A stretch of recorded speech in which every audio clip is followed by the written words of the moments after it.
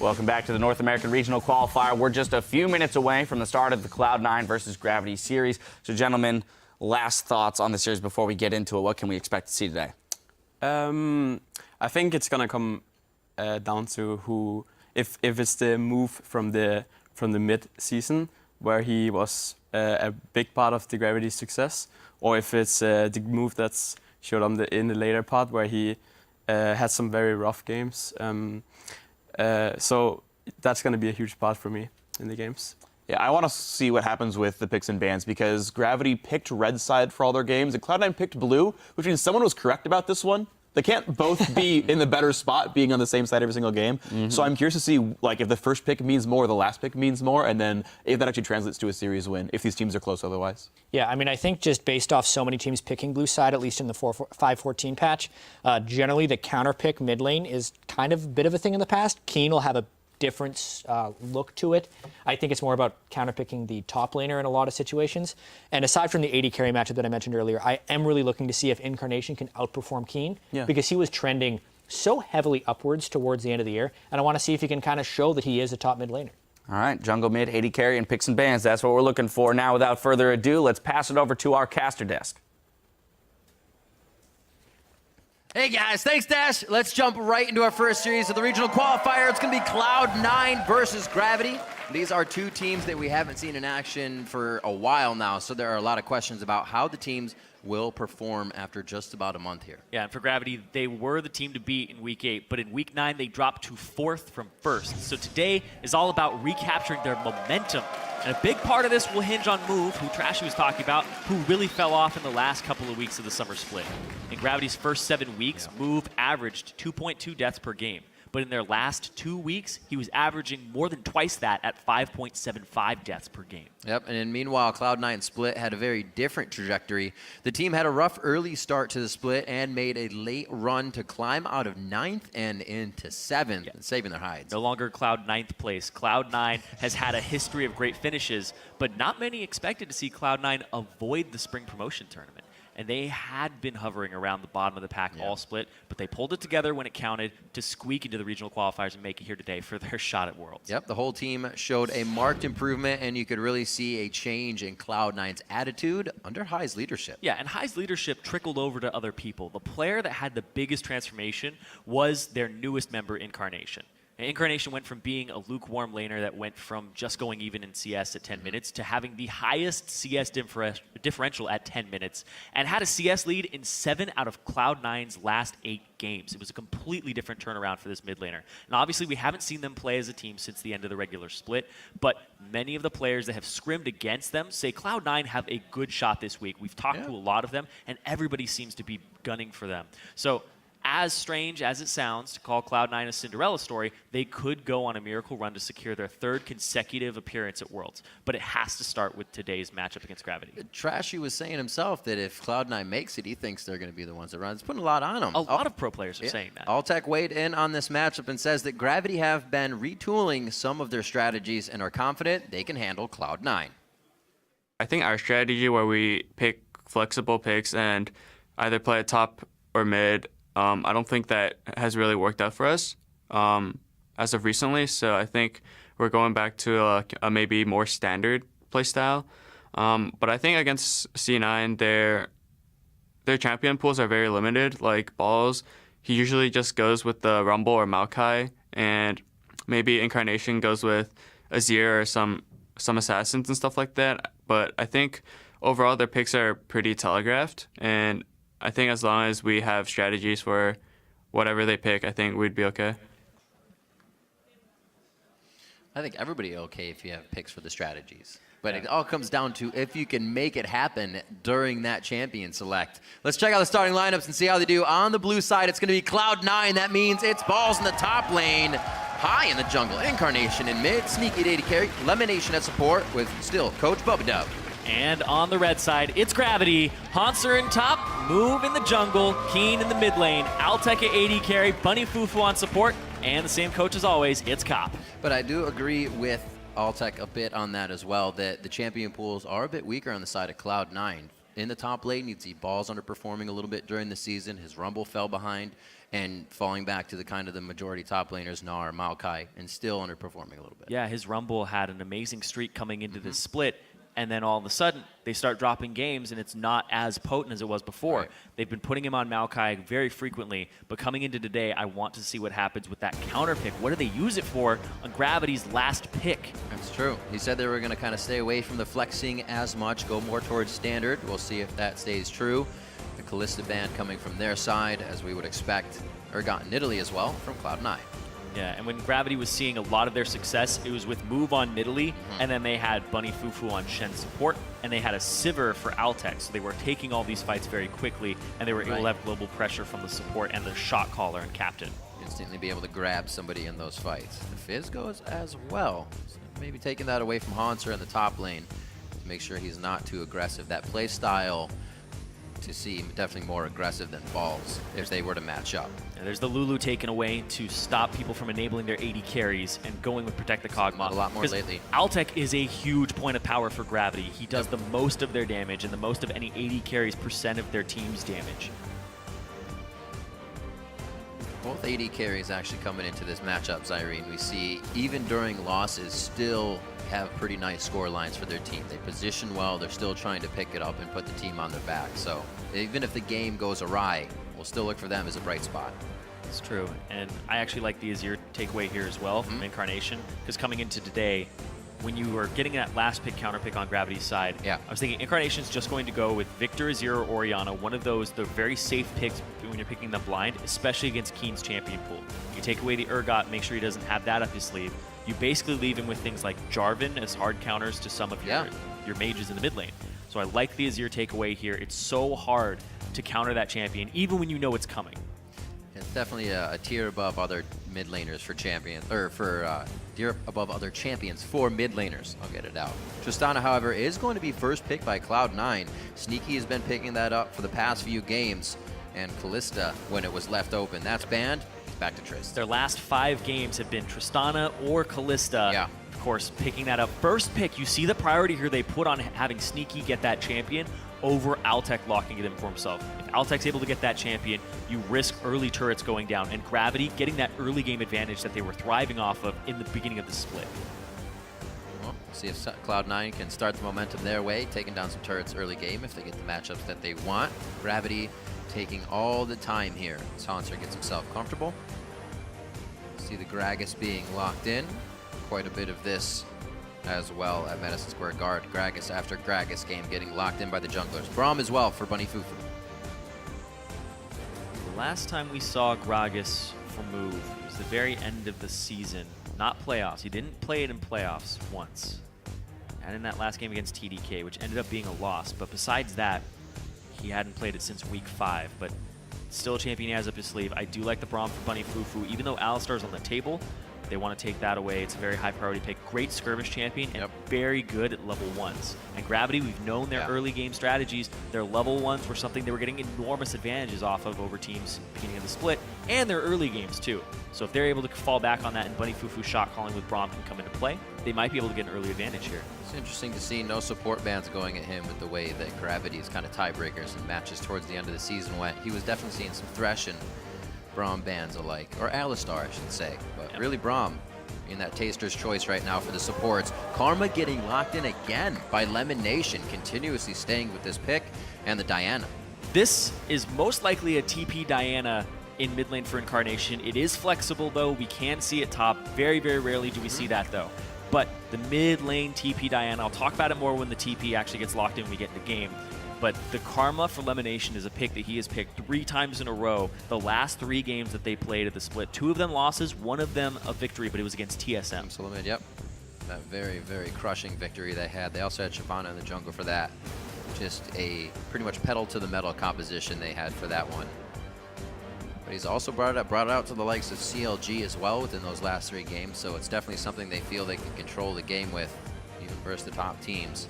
See what Keen has in his pick, Altec as well, and then they will be able to counter what they're looking at here. It's just got to stick with what they want and comfort with Victor and Ashe for Altec.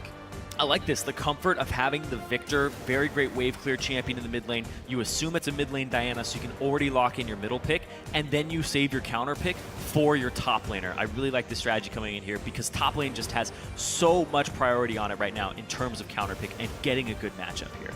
I'm just taking a second look. I was thinking about this earlier because Sneaky was playing Ashe. They talked about it on the analyst desk, but yeah, there's no Ashe play this season in the summer for Altec coming in here. So this is going to be his play now on the stage. Has obviously played it in solo queue, knows the gist of it. We'll just see how it goes. Altec and Bunny Fufu combo here. The Freljord guys coming in. Ashe, long range engage. You also have counter engage and a little bit of engage with Bunny Fufu on that Braum. But this is a deadly combo. And Ashe, I'm very surprised. Whoa, whoa, whoa, whoa, whoa. All right, okay. All right. I said I was very surprised at that. It's been a month. Whatever. We wondered if they were going to bring anything out. Ashe is getting very popular. We'll throw that off to the side. High on the Amumu.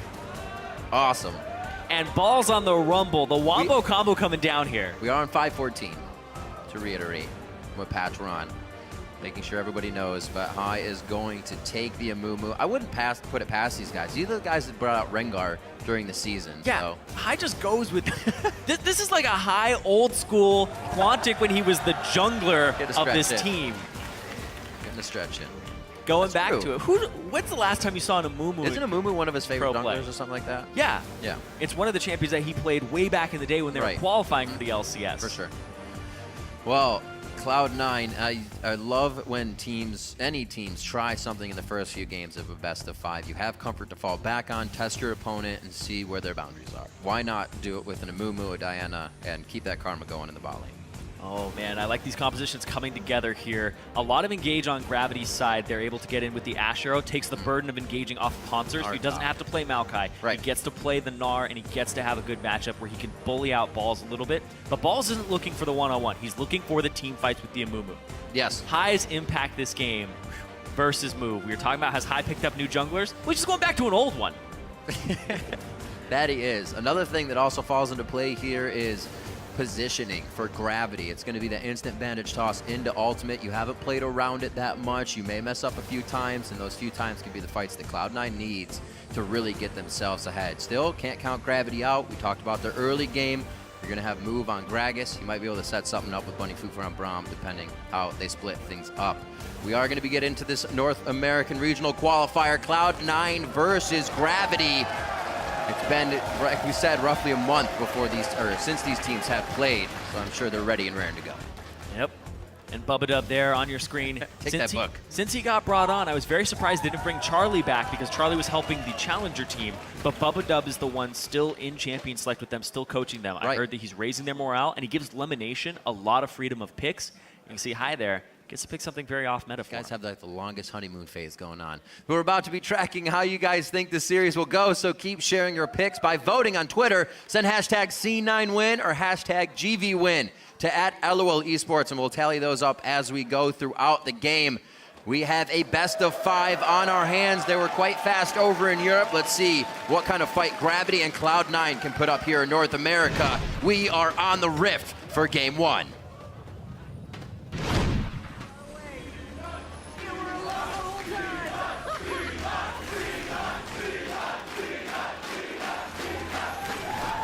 And I want to see what Incarnation can do on this TP mid Diana. When you have double globals, you can put a lot of priority bottom lane. Sneaky can push pretty much without regard for himself. He'll always have backup. And here comes the Gravity. Level 1 invade. All right. Vision, Mantra queued, allows them to realize there's somebody on their side of the wall, but power in numbers here for Gravity as they push through to get the wards they need. Good movement by Sneaky. Looks like he's trailing off. They're actually, he's waiting quite a bit of time, holding his ward maybe to make sure he gets it later, or just going back for a fight. I'm not sure what Sneaky knows he sees all the members of Gravity, so he can hang out for a bit. Yeah, he's going to throw his ward over right there now. There it is, so he's just definitely waiting on time. Make sure it's around. Yeah, why not? For the 2 minute and 10 No pressure, second no mark. pressure. Still hanging out on this side of the map, though, for Gravity. They warded up the Amumu's blue side, because that's usually the side that Amumu wants to start on, right? Yeah. Doesn't benefit too much from the Krug smite. Go ahead, get the Gromp smite, get the blue. Really good buff for Amumu to have, so this is the appropriate side to ward up. It's far away. You were alone the whole time. I'll talk about the Diana mid now. Because the double global pressure, you get to play more to the bottom lane, but also the TP covers the weaker laning phase of Diana until you hit 6. So even if you get pushed out, you still get to cause the enemy to have a bad back. You get to take jungle camps pretty much on a whim. She's very good at clearing the jungle with just the shield and the Q. That shield to start so he can get up in the face of Keen to start farming off. We wondered if Keen would be trying anything Ward's new. going to pay off. See what happens here. Just goes for the Victor. Elimination can get a nice Q over the wall here. Mantra's charged up once They don't know. again. They're going for damage. They're actually right on the pressure. Immediately, that shot actually goes over to Bunny Fufu. Gets level 2 from it. He Yes. didn't split experience with Altec. Nope. They kind of get a little mess up on that as they wanted. It didn't go to them, but it works out.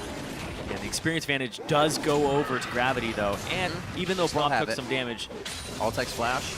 yep, it's true. Altec's flash is the big part that comes out of it. And they actually get priority in the lane on C9 side. So C9 gets to push it out because Altec is half HP. He doesn't want to use his potion just yet. He wants to just rely on passive regen, rely on the stacks of the Relic Shield to get back to healthy. So he's not going to blow that potion just yet, which I think is a smart idea, but he's basically lost all pressure in this lane. So that held ward from Sneaky pays off to make sure they get Gravity. They have the matched up lanes here. We will not get a lane swap for game 1, and we'll see how Cloud9 holds this pressure in the bot lane. Still a do-si-do in the mid. Keen and Incarnation trading a bit of damage and mana, but keeping the farm quite even between themselves. Looks like Sneaky's going to get a bit of vision so they can keep this aggression up in that bot lane and stay pushed. Might see move here. It was a good timing of the ward. He could just be on scuttle duty at this point. They pinged it out, though. They know that he's just going to body slam over the wall. He's going to try to find a different route in. Nicely done. Not spotted. He's going to get the flank here, and it's Tristana, so you're constantly pushing up. Yep. They do have their summoners available. See if Bunny Fufu goes for the engage first. This Ignite as well on Lemonation if they decide to turn. Looks like they're going for the escape. Sneaky jumps to the top side. Lemon's flash is down, so they may be able to work off of that. Flash for a flash, basically, within these engages. Move with a little bit of pressure towards the bot side. High is going to be backing at this point, knowing the pressure of move in the bot lane should kind of relieve a little bit for the lanes as well. Yeah, move. He's going to go back again for round 2. And he's just going to hang around the bot side. You do see Incarnation has already used his teleport to get a second Doran's Ring and potion, so he can continue Good the eye. pressure on mid lane. I love keeping my eye on the Diana TP because they shove the waves out, they back, and then they force you to get a terrible recall, and then they just clear the wave and they get a slow CS advantage, which is something that Diana normally doesn't get over good laners. He keeps himself on a clock, not something we see Incarnation doing. Oh, they hit Lemon. They hit Lemon. His flash is down. Remember, just a few more hits for Winter's Bite. The barrel slow as well. There's the lockdown. No Ignite to finish, but they do get a final shot from Altec. High was just short off of his back to get to the bot lane. A little bit off the timing there, but move. Very diligent, playing to the bottom lane, realizing this is going to be all about the AD carries. Enable Altec, and Altec, like we said, he does so much of Gravity's damage. Why not? Why not go bottom? Easy play as well. Like you said, that TP was down. Looks like Keen can play a little dangerous here. He does have that exhaust plus his Q shield. Looks like Move is just going to back and forth in this. They know they have no pressure to take him out. Yeah, just trying to assist with the wave clear. You can see Keen is in a position where he's down consumables, he's down items. He wants to back. He already has that 1,000 gold to spend on his upgrade. Nice little farm by Sneaky as he picks up more under the turret. That lane has stayed quite even with the pressure that it's had. And Incarnation starts to separate a little bit. Before that bottom engage, I was saying, Incarnation now in a champion that kind of he has to. Oh, he jumped fight. over him. I'm not going to get to tell this story. Oh, ball's going deep. Oh, another shot. One more shot. He goes down, unfortunately. 1 inch too close to the turret. Well played by Haunter as well to draw him in. Oh man, Haunter bounced off his head. I think he went a little too far forward, was not planning on that. That was definitely a whoopsie. Definitely a whoopsie. Both teleports are down for those top laners. They should get back at the same time in the turret, not hitting those minions. So Haunter saving a bit there in resources, should be all right. Yeah, the wave is actually going to push towards Haunter very slowly. He'll make it in time to actually catch the wave, Right. because it's a cannon mini wave, but it is very, very largely in his favor now. He's the option to freeze it if he wants to, but against the Rumble, he'll probably keep constantly wave clearing to get it to the turret. So Haunter's going to rely on some lane freezing mechanics. Also, Gets it right in time. relatively easy to keep track of those summoner spells for the top lanes. They blue flash at the same time. We'll see if either play off of it with the jungler. They be a Dragon pressure by the time that comes. It'll be around 11 minutes. 2-1 so far. Pretty good amount of kills here for our first game. Usually teams playing quite passive in a best of 5, but they definitely want to test each other out and see what the waters are like right off the bat. That's true. And High just trying to rush that level 5. Constantly doing camps. That's going to be big. Some damage there in the bot lane. Silent High so far. You forget about the junglers that just have to go to 6 and then they pop out of nowhere. The team takes a big fight. Move. Pretty good pressure over Scuttles.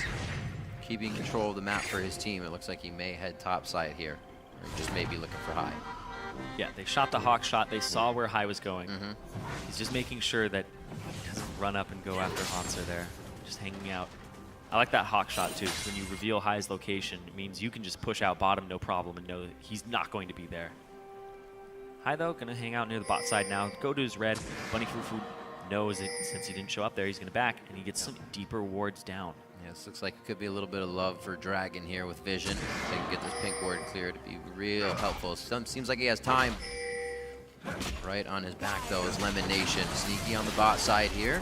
Good damage before Dragon would definitely help Cloud9's cause to make that theirs first, but they will not be able to come up with too much on Bunny Fufu's shield. Both teams being very giving a lot of respect in these engages.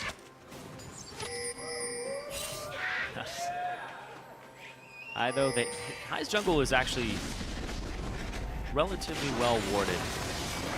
Gotta watch out for Move though. Move has been all over the map. Make a move on Incarnation. Ooh, Incarnation actually gets blasted out. He's gonna run back towards the Chaos Storm. Does not want to do that. High goes in, very low on mana, but he's still trying to do what he can to reduce the magic resist for that auto. And now it's balls to come in. We don't have too much rotation from the bot lane. They're 2v2ing each other halfway up the river. Or as they make their way up the river, I should say. But not even too much DPS came out of that. Everyone gets out alive. A lot of resources spent though. Still in the bot lane, back and forth, Cyrene, but I don't think much is going to come of this. Yeah, because that pink ward being there for Gravity and because that Cloud9 didn't have any vision further up in the river, had no idea that they were actually going there or if they were just sitting in the bush. So you can't follow that. Whew. Incarnation almost kind of looking before he leaps there, was able to get out safely. Blows his flash though, maybe a return for Move towards that mid lane. Keen still has his up for an engage. This ward war right here in the bot lane is getting pretty rowdy. Hasn't really deterred the CS, 67 to 63. It's pretty even throughout all of the lanes as well, even the jungles. It's going to be all about the first moves. Dragon has been pretty quiet on the home front so far throughout this game. And no Dragon's taking an early move. Has been focusing on lane pressure. He's going to go get this pink ward. It has one last hit on it, or he's just going to walk by it, realize it's there. There we go. Takes it out. Make a repeat visit maybe later on. But you always have to be conscious because Incarnation has his teleport available. He hasn't used it to get back to lane. He's got a solid 10 CS advantage as we approach the 10-minute mark. And once again, he's up in CS. This is that new Incarnation we've been seeing near the end of the split. Having that CS differential over his lane opponent. Yep. I think in his last 9 games, he's had it 8 times now. Oh, very big. Arrow on sneak. Calls the arrow. Altec's going down about 100, 200 HP on that. I don't think this is going to call for Dragon on either side. There's a ping on to High right now. They call for Move, though. Move is down here. He has flash body slam available. Well, they see High right on Raptors. They just pinged him out. This could definitely be something. See if they're going to slowly back off. Oh, he's going to check it right into him. Oh, he does it. Sneaky did not back off. Walked right in, and he dodges the Glacial Fissure with the jump. Heals him and flashes himself out. Oh man, Bunny Fufu. Almost a big error. Bunny Fufu put the Glacial Fissure after Move had already knocked him out of it. So you want to barrel him backwards. You don't want to barrel him into your AD carry, but they didn't have enough damage off that That's the second combo. one. He did the same thing to Incarnation in the mid lane. And oh yeah, his barrels. his barrel knocked out Incarnation. So that's true. 2 now. Unfortunate situation. They're trying to get these control fights in, and they're pushing everybody away instead of bouncing them towards them. Yeah. Still trying. Move has not given up on that bot lane, but we also haven't seen this effect of an Amumu ulti with Incarnation TPing in and this setup that they have going on. The first ult from High was defensively in the mid lane so far. With that now back up, we'll see if Cloud9 tries to set anything up on the map. It's going to be a while, though. High looking for some type of team fight, some type of skirmish here. I think Gravity knows as well. Around the mid lane, Avoid though. that quite hard. Don't group up. Do not be in a circle for this death ball that they can create. Already saw a TP towards that mid lane. They saw him. From balls. High came out a little too early. That minion was still alive. He just wants friends. Just wants friends. Sometimes you want friends, but you gotta stay in the bush a little bit longer. Yep. Gotta You get an even gotta bigger bait your hug. friends. All right, so Keen not able to apply too much damage just yet. He does have 1,300 gold on him. Effectively 1,700 gold on balls here, so they're holding on the fight as well. With that power and Altec. stats and gold, that's going to be a save. Altec will lose a bit more health here. Not a mantra Q from Lemon, so it won't apply too much, but still deter Gravity from trying to engage anymore in the fight. Bunny Fufu definitely on that medic duty for Altec. He's getting hit up quite a bit in this bot lane, losing the trades. Yeah, it is surprising though, because Tristana is a very big lane bully, constantly shoving you in. Altec though on this Ashe is faring very well. High, hanging on the bot lane though, he's looking for something. That's going to hurt. But Move is here too. This would be a 3-on-3, but Altec does not have the HP or the ultimate to fight this.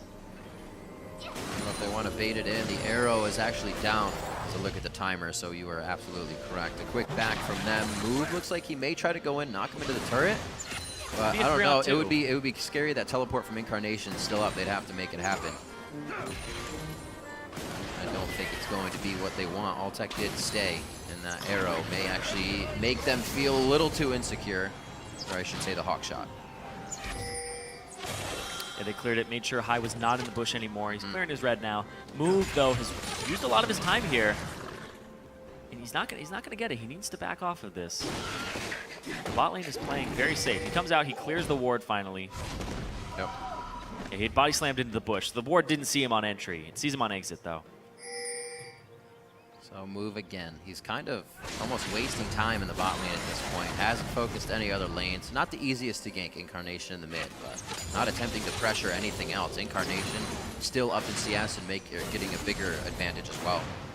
Just seems like bot lane may be going for not here with Sneaky not dying, only Lemon Nation once. And looking at the gold right now, High has a bit of an advantage, and so does Incarnation. That's where Cloud9 is still staying in this, despite being down one kill. The gold is even. Super even. Right on the dot.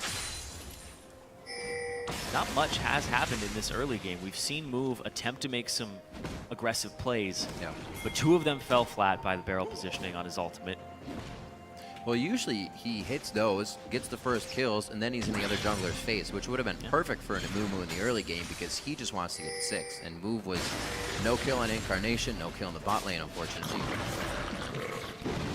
So it's only been that much harder. Coming up on 15 minutes, though, still both teams kind of risk-averse as they do not go for Dragon. Vision constantly set up to figure out where High is around it. Gravity just does not want to group up for this Cloud9 composition right Yeah, now. I don't blame him. Yeah, oh yeah, you don't want to. I don't blame There's him. 2 TPs, so if one person doesn't show up to the party, well, then your team's outnumbered, and there's the Wombo combo. Exactly. And Cloud9's kind of leaving it up as a carrot on the end of a stick, saying, no, it's perfectly fine to go for it. You should do this. Yeah, go ahead, engage on Sneaky. It's fine. But both teams are actually okay with a stalemate. Yeah. Both teams are okay with playing for mid-game. You have Victor, you have Ashe, you have Diana, you have Rumble. Cloud9 wants to play for mid-game, Gravity wants to play for mid-game. Cloud9, though, they have a little bit of an edge in team fights. That's just ever so slightly. Yeah. It's that Amumu. Where's the ultimate going to get placed? Because Incarnation, he does get split push pressure later. If Incarnation gets to the point where he's actually able to duel Keen 1v1 and pull him to a side lane, he'll most likely be off against Haunter, but you can 1-3-1 in this composition very effectively. Let's see where they go. Oh, right in Sneaky's face! That wasn't sneaky at all. He got his jump! That was unsneaky. Or not sneaky. Rather unsneaky. It was everything. Wow, Altec coming out very nicely with that. They said, you know what? You want to kill him? I do. The Glacial Fisher got the tiny knockup Yeah. as he was rocket jumping. You saw his feet leave the ground, but it was interrupted. It's hard to do on Triss channel. Cat actually escapes quite a bit. Even you get stunned on the end or something happens and you Oh yeah, land she jump. still just goes. Oh!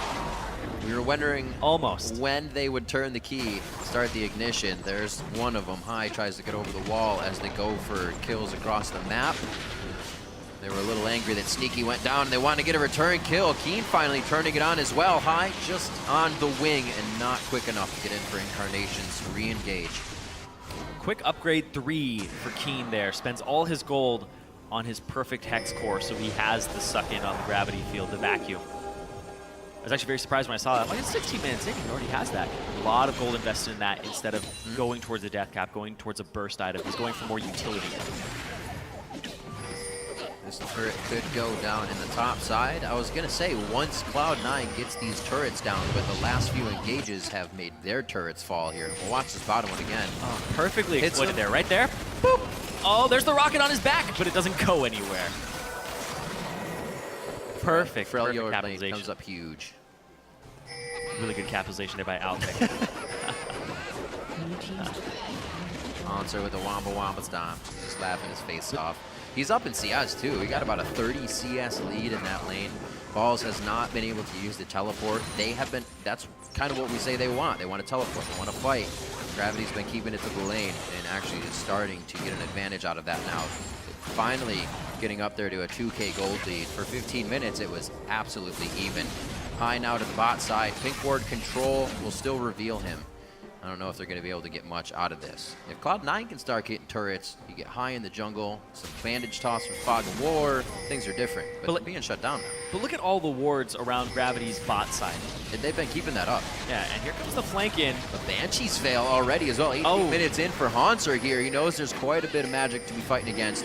Yeah, I don't know if you want to go that way. Still waiting for another jump. Mid lane, 1v1. Gets the Q out the last auto. Minion. Oh! It doesn't matter if he knocked him away that time. He blew him up with the explosive cast. Move gets himself a kill. Balls does go down in the end of that fight. And now Lemon Nation knocked out Winter's Bite on him, but concussive blows does not follow through with anybody else. Little help from the Dragon there. Incarnation, his TP was interrupted by Keen's gravity field, so he wasn't able to actually get to that fight in that skirmish and was mispositioned and taken advantage of there. But even if he showed up, he didn't look like he had enough mana to actually continue the skirmish. It looked like something that Cloud9 thought was coming at them too quickly. The gravity TP from Hanser put them off guard.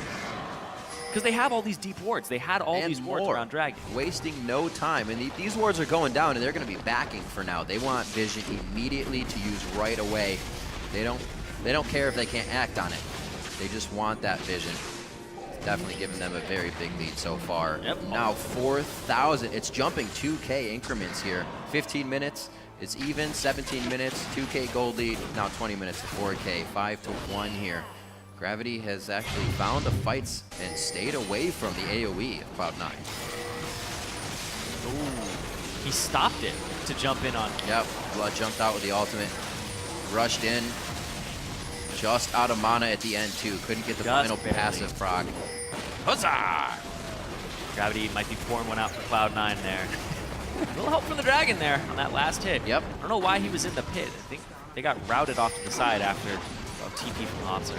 We talk about gold being on the side of Gravity. There's still gold that stands in those towers right now for Cloud9. They pick a little bit more back up. They stand to still get mid and top if they can push forward, but their wave clear, not superb as well. You kind of got to get a few people into dangerous positions to make it happen effectively here. So if they get pushed in, that may become a problem as well. You can see their Gravity, they don't usually have a lead. They average down 500 gold in 20 minutes. They're normally a team that if they get an early game advantage, they'll close the game out. But near the end of the split, that was not happening at all. This is a big turnaround, too. Gravity had a lot of takeaways from their set against TSM in playoffs. It was some of these players' first playoff appearance. Yeah. And after that, you heard them in that sound on tape before, Altec saying they're taking things extremely serious after that loss. I always like to hear that. You always like to see teams take things seriously from the get-go.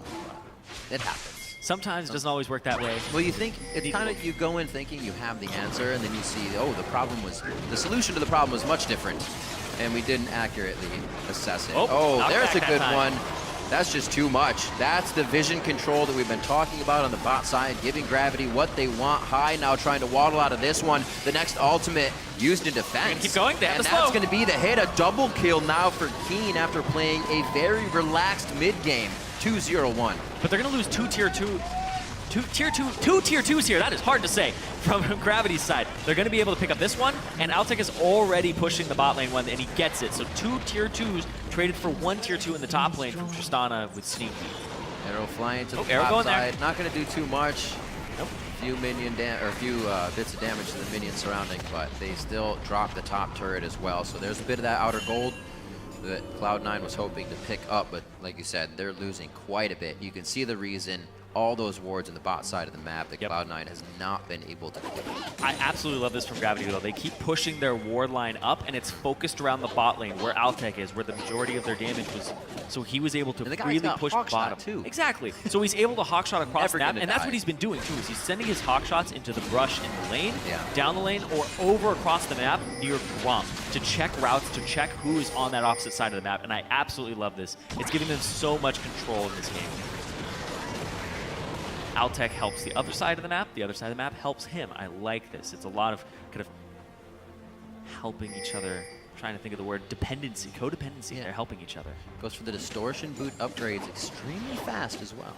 Wants to be out of any of these situations, flashing around the map again. He likes them. He has those distortion boots too. Is that what you were just saying? Yeah. Yeah. Yeah. Oh A man. little different. Early buy, that's for sure. It'll give him that extra movement speed too when you flash. That's true. Not everybody's Make always sure you can thinking about that. dodge the ult from high, and then you're definitely out of range from Incarnation, because he's then going to jump on you and your Ashe without any mobility. Yeah, I like. Works out.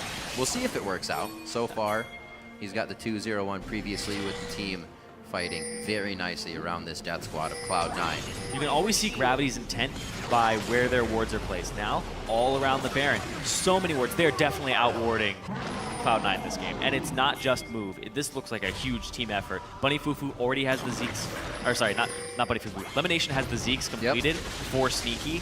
So the next team fight that comes around, watch for Sneaky, watch for that, and see what ends up happening there. But look at the arrow! Oh, Incarnation gets hit. There's going to be the slow. He should be able to actually make a good amount of ground out of this one without getting hit by anything else that'll keep him in range.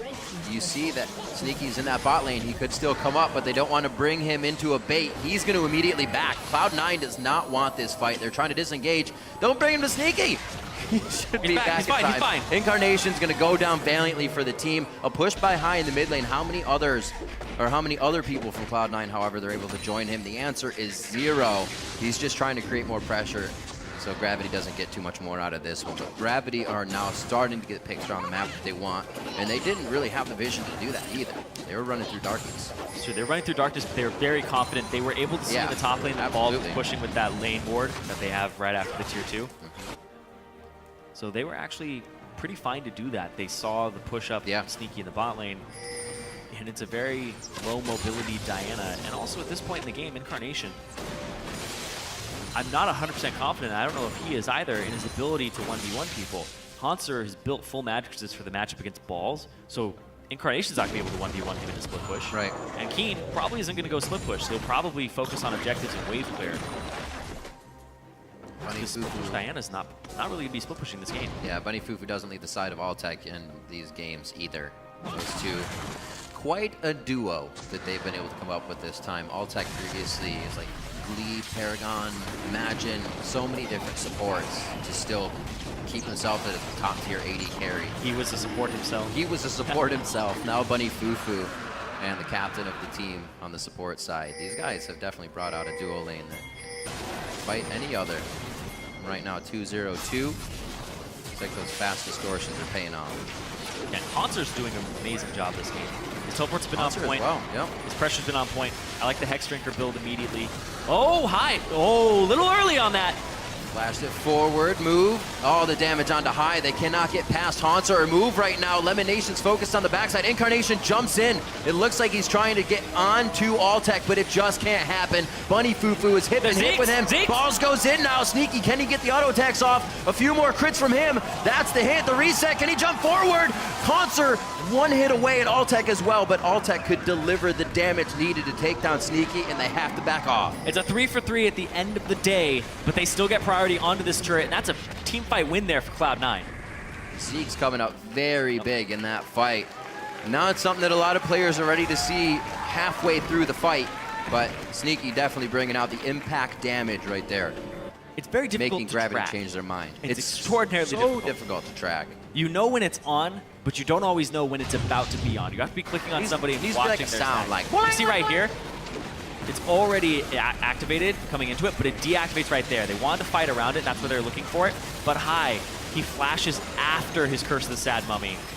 So he didn't get it on all 4 people. The TP comes through. Incarnation gets exhausted, but he gets to push them all back and groups everybody up. And now Haunter is left by himself to defend, and that gives Sneaky free reign. I love the jump off to the side, not directly into them, but then the Zeke's turns back on, and he gets crit after crit there. Yep. Cleaning up that fight just barely for Cloud9 and giving them that turret afterwards. See, almost. When it's pointing at him, that conduit's ready to go. Sneaky's ready to dish out the damage. Yeah, you've got to be conscious of when the enemy has Zeke's at what point in the game, especially when it's a lopsided Zeke's, when your team has it and they don't. And somebody like the Lemon Nation as well, most supports can still spit out their damage. You buy it on a Nautilus, you kind of got to hit everything, right? But if you're spitting out Qs, shields, and tethers, you're going to get that you're going to charge us a lot quicker in that fight. You got to be ready for it on the opposing team. 11-4 now. Gravity still holding the lead with 3K, but turrets are now 5-5. Gravity's wards are now starting to focus towards the top side of the map. They haven't been able to get some as deep. That may allow Cloud9 to start some of their engages that they have not been able to get. Expected to kind of see High and Team Explode 6, 7, 8 once they got the ultimates in, but Gravity did a very nice job at avoiding fights. Yeah, they were able to get some skirmishes, some pickoffs there to create this lead. But now the lead's only 2.4, 2.7 thousand gold. It shrunk, for sure. Did shrink. And Elimination, it looks like he's going to go for Mikhail's Crucible next, which is extremely smart against an Ashe. The person gets hit by an arrow, boom, they're out of it. Their engage is stopped. And that might throw off barrels in the future, it might throw off some other things, but that's the thing, stunting that primary engage with Gravity. See Locket of Iron Solari on both sides as well. Definitely a necessity in this one, and Balls finally finished that Zanya's a bit ago, so priority target for Gravity here. They may be able to switch things up if Balls can use that nicely with his Rumble ultimate and the High, and High hitting his. It's actually funny, you mentioned the Locket of the Iron Solari on High. He wasn't usually one to build it. He was playing Shyvana, he was playing Nidalee, and Elimination was building it, even though Elimination wasn't really the one building it back when he was with Meteos. That one's just going to go wide. But the Locket was built on the jungler, so you could prioritize Zeke's for Elimination. If that hadn't have happened, they wouldn't have had that team fight go the way it did. So in retrospect, that's a very, very good build order for both the jungler and support, each holding a little bit of the weight to enable Sneaky. Yep. And Fufu's job as well to stay in range of Ashe, so even more, always giving the resistances over and not leaving her behind. Haunter, more appeal for him. Randuin's Omen built after his Hex Drinker and his Banshees failed. It was pretty much rushed after that Hex Drinker. How many wards are there even on the map for Cloud9? It looks like there's just 1 or 2. There's 3. They're getting deleted a bit because it was just the pink ward. There's like all these slaughter coming in from They're Gravity. rushing the Baron down because they have so much vision here. It's going to go down before they even get there. Didn't even get to look at it. Cloud9 now retreating on this. They're placing all the wards that they have as they're fighting. That's how they're getting the vision. Keen in a very bad spot gets locked up immediately and deleted. Altec now is crushed. That's exactly why Bunny Fufu has been hip and hip with Altec this game. We see how fast he goes down without peel. Haunter now gnawing everyone into the wall, but the follow-up is still there from Cloud9. They choose to go for lanes. Top is already pushing. They gave up Baron, but it's a 2,000 gold difference still. Cloud9 winning the team fight off the back of it, catching Keen just on the edge of the Curse of the Sad Mummy, and they had sectioned them off, splitting them 2 and 3, and that was the skirmish that Cloud9 wanted. Diana doesn't want to go into 5 people. Go into 2 people, great scenario. Very careful here about what move can do. Actually, ultimate's down for him, so Cloud9, knowing that, are going to be able to stay a little bit longer. Absolutely shredding him. We haven't really seen Sneaky and the rest of the team be at a turret just yet, but that's what Tristana does for a living, is drop turrets. They get an inhibitor turret first one of the game. This is pretty much off of sheer teamfight power from Cloud9. They aren't warding and rotating off objectives. Gravity is the one winning objectives. Save for turrets now, because Cloud9 have been winning some team fights and taking them afterwards. But Dragons, Barons, all over to Gravity so far, and C9 are just trying to force their way into this game. This a very scattered fight. All peel up would really, Yeah, 3 people right? go off to the right, Just peel and up. then High gets Keen. And everybody, that's a miscommunication there. And all of the tanks are off on the right side. Your squishy damage dealers, your AD carry and your mid lane are off Yeah. on the left. Side dish. Keen Or walked up too now. far forward there. He did not want to get out. He wanted to go in. Well, from positioning almost, you'd think your team was ready to fight. The teleport coming in, they want to take down balls immediately. He still has an ultimate to throw down, slow the majority of the team, but he doesn't even need to. Cloud9 is actually ready to turn and look at this fight. Does not look like either team is going to take it, however. Wards both sides, so no flanks are going to be coming in on this one. Probably just back and pick up resources in the jungle. 2 Zanyas now for Cloud9. Going to make the fighting a little bit easier for them. Might even start to see some of those elixirs start to come out to push players over the edge in these fights. It's much harder for Gravity to take these team fights too. When you have 2 Zanyas and you have this Tristana that's being enabled by a Zeke's, what ends up happening is you have these 2 guys dive into the back line. You have the Rumble try to get to the back line as well, throw down his ultimate. If you focus either of them, they just Zanyas. And you're getting hit by Sneaky the entire time. Yep. And it's a very self-sufficient AD carry. And you look at the people on Gravity who can catch a Tristana, there aren't very many. No. You have to hit a Glacial Fissure as soon as she's jumping. Pretty much. You have to hit her with an Again. arrow, Glacial Fissure as she's jumping. But if she's just playing to her range, which increases as the game goes Yeah. further, it's much harder to reach her.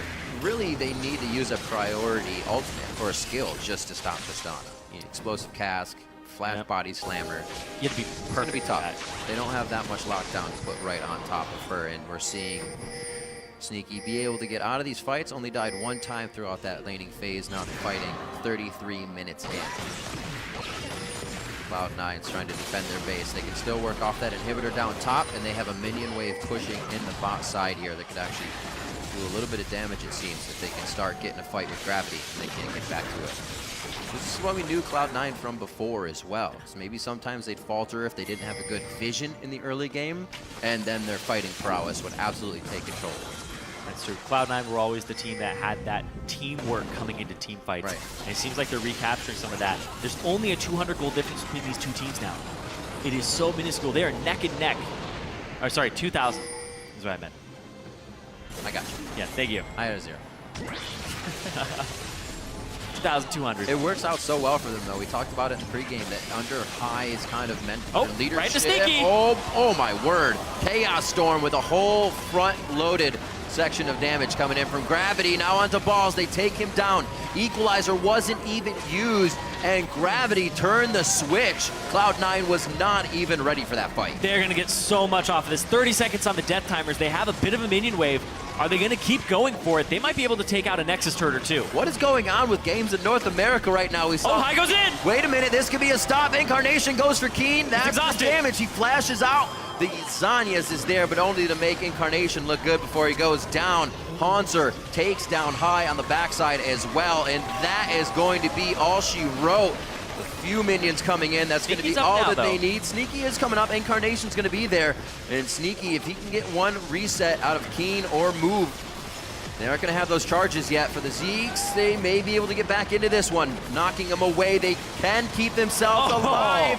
Trying their damnedest to do so. gonna be game. 34-55. It's Perseverance pays off for Gravity. Not much Cloud9 could do as they were all on the fountain. And Gravity comes up with game 1. What a fast turnaround at the end there at the inhibitor. So like I say, I'm just seeing the same things in other games. Phoenix getting a shockwave, game's over. One fight like that in front of the base, game is over. Nothing said that that was going to happen all game long. One Ash arrow to the face, and you don't have McHale's yet, and the game is over. Hit the perfect target to hit. Nobody was in front of Sneaky there. Really, really, really dead-on arrow there to end the game. Gravity kept themselves in a position to keep making moves and keep wards down. They moved their wards where they warding were was going. fantastic. It fell off a few times, but when it fell off, they only had wards around Baron. It's like they cleared everything. They said, let's do this. It's going to be a shotgun play. And after it worked, we saw that there was miscommunication after that. They thought about Baron, but they didn't think about the exit of Baron. And that was the flaw we saw in Gravity this game, but they were able to repair it. Yeah, it was kind of a back and forth. They all seemed on the same page in terms of what is the team going to do as a whole all around the map. But then when they grouped up and all 5 people were on the same screen, they're like, okay, now what are we doing? We're all here. We're in attendance. How are we going to be micromanaged now? So that was the kind of the failure there for Gravity. But they pulled it out at the end off of a nice Altec arrow, a nice play, and the follow-up afterwards to stop everything. So I thought that was really, really well done by Gravity. Definitely should have seen a lot more, I think, of capitalizing from Cloud9 in the early game. There were a lot of missed ultimates by Move, and Cloud9 was still coming up defensively with plays, not trying to work off anything in that. Yeah, you have to level the Moo, get everybody going. Teleport plays may not have been there, but you still got to make something work for yourself. Yeah, Trashy was talking about which move is going to show up, the early season, the late season move. We kind of got a little bit of the in-between there. He looked like he was on the rise, returning back to his former self. Yep. Well, let's send it over to the analyst desk for more insight into Gravity's Game 1 victory. Thank you, gentlemen. And Freak, you said you wanted to take a look at picks and bans, so I feel like that's a good place to start. Yeah. How do you feel it played out? I thought it was very interesting. I haven't seen the C9 comp much, so I'm going to reserve some of the judgment, but I thought it was pretty clever. They come out contesting a champion. They basically got a lot of good, strong early game champions, especially that Karma Tristana bottom lane, and then filled it in at the very end with the Amumu Rumble, which I thought made a really cool 5-on-5 comp. Karma can speed up Amumu. He can go in. He can set up the big Wombo. We saw the after the Baron fight it play out properly, right? They pick off Keen right away. Diana helps make sure single targets.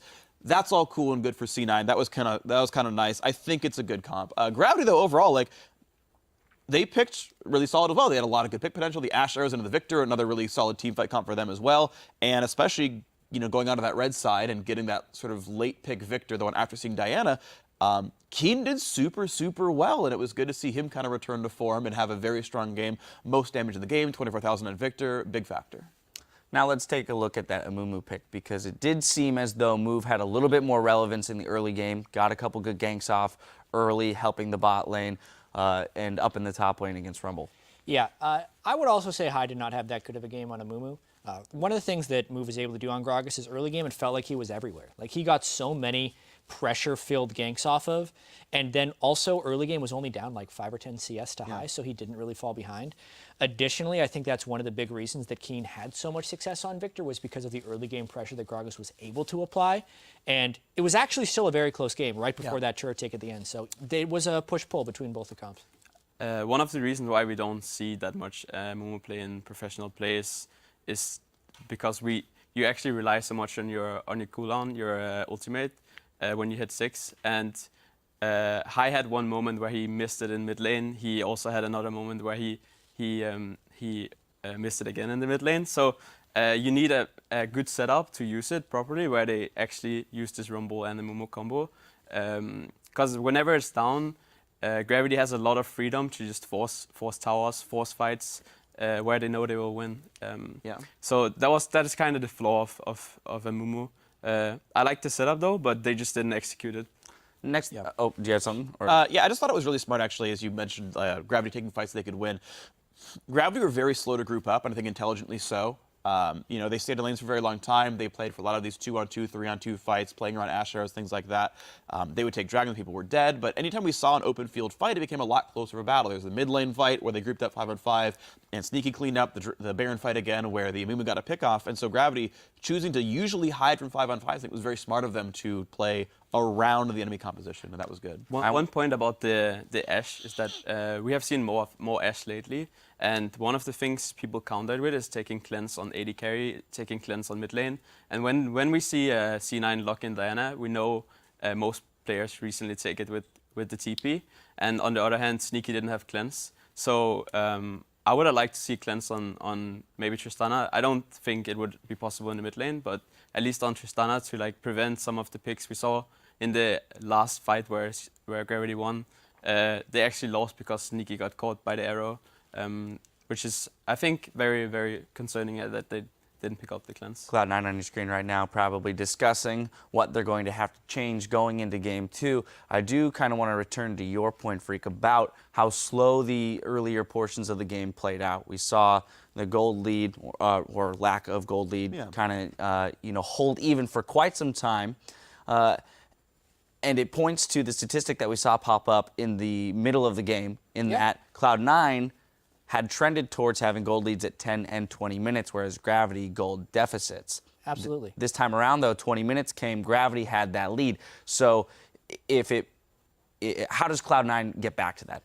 More early game pressure, honestly, when they allow the Gragas onto the side of Gravity and pick the Amumu themselves, they're kind of opting into having a lower pressure style. Also, the fact that they didn't have cleanse on Sneaky, as Trashy pointed out. A lot of times when we've seen Ashe, it's actually been in blind pick games in Korea where you don't know the Ashe is coming, so you don't bring cleanse. I do kind of feel like it's a little bit inexcusable not to bring cleanse against Braum Ashe, where the only way they kill you is by chain stunning. Yeah. And you know where they could have used the cleanse?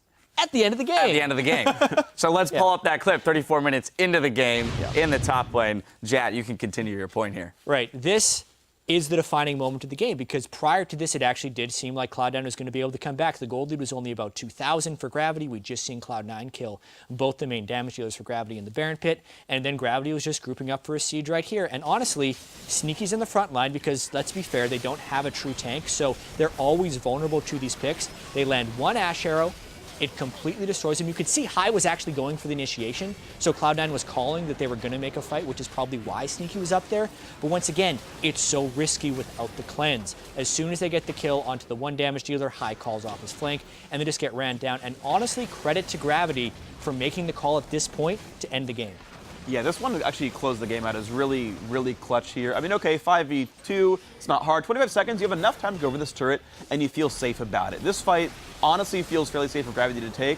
I think C9's trying to buy enough time they can clear the wave, which they do here, and then hope that the rest of the team respawns or someone gets away. But Hans makes a really good dive to make sure the Amumu goes down. They re-get the ace, but then you're like, okay, we have no minions left.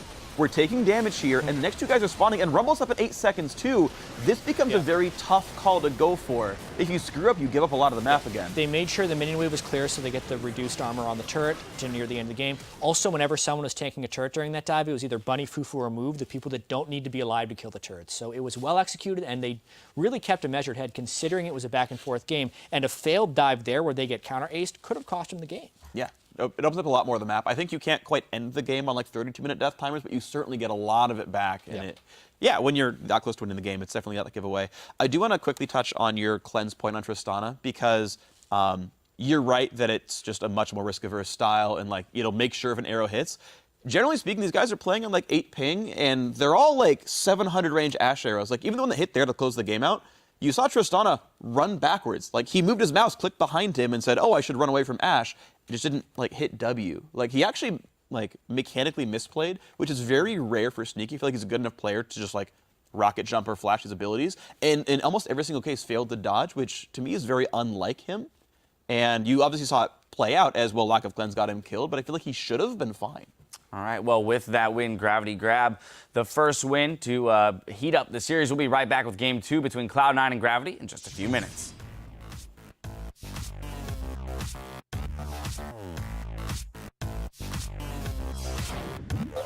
What if I did that? I brought like a lawn chair to LCS. Just put it down behind you guys for only Pix fans. That'd be sick, dude. We all carry in a sofa. That'd be dope. I'm not gonna get to tell this story. Oh, ball's going deep. Oh, another shot. One more shot. He goes down, unfortunately. Gets the Q out the last auto. Minion. Oh, it doesn't matter if he knocked him away that time. Balls goes in now. Sneaky. Can he get the auto attacks off? A few more crits from him. That's the hit. The reset. Can he jump forward? Victor. Okay, Yeah, we got up. Going up. Nice, keep pushing up. Nice, go. Tower first. Mumu can't fight. Rumble. End the game. Mumu no flash. Perseverance pays off for Gravity. Not much Cloud9 could do as Gravity comes up with game 1.